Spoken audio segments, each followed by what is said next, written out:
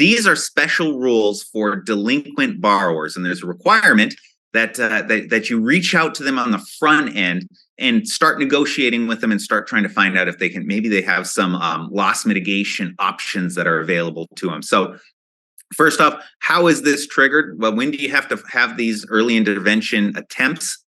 For mortgage loans that are secured by the borrower's primary residence. Okay, but keep in mind, if it is no longer their primary residence, let's say the individual has maybe moved out or something along those lines, and you have documentation of that fact, you don't have to follow these rules because it's no longer their primary residence. But if it is, you're going to follow these early intervention rules.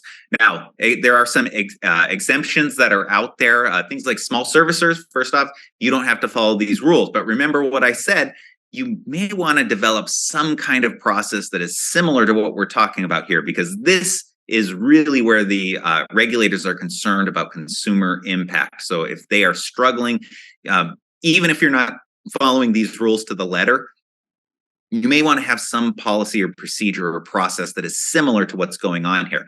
Also, keep in mind, there's an exemption from bankruptcy. So remember, bankruptcy has an automatic stay that comes in. You can get into a lot of trouble for violating that stay, or if it looks like you're trying to collect on that debt outside of the bankruptcy process. So you're exempt from the live contact requirement that we're going to talk about just in a minute. And then also, if there is a written refusal to pay the debt, if they've already told you, look, I'm not going to pay this thing, and they've sent that written refusal in accordance with the Fair Debt Collection Practices Act, well, then it would be illegal for you to reach out to them again. So there's an exemption for that live contact attempt there too. But speaking of live contact, let's talk about it. It's on page 48, letter C in the middle of the page there.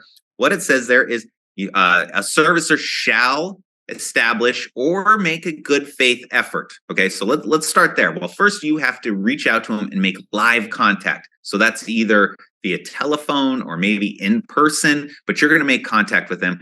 Or you have to make a good faith effort. Now, how do you do that?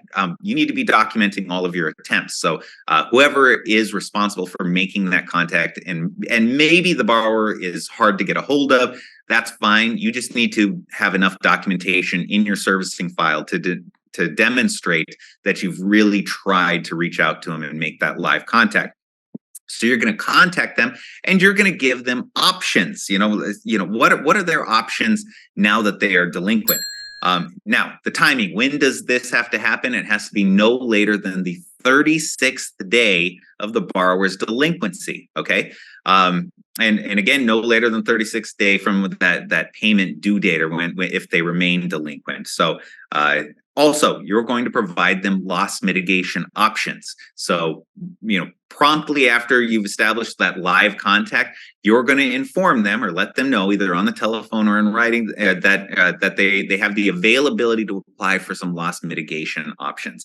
Now, and you need to let them know this is how you apply for it.